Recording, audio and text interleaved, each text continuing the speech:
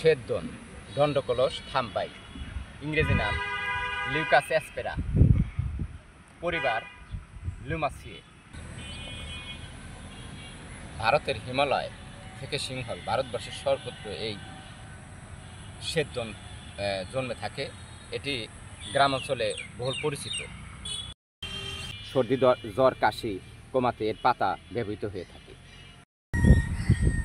এই শ্বেতদনের শেকড়ে রয়েছে বাত ব্যথার মৌলিক উপাদান এবং এই বৃক্ষটি দিয়ে, এই উদ্ভিদটি দিয়ে মূলত মেয়েদের মাসিকের রক্তক্ষরণের, অধিকতর রক্তক্ষরণের বিরুদ্ধে উপকারী বলে প্রমাণিত। আপনারা ব্যবহার করতে পারেন।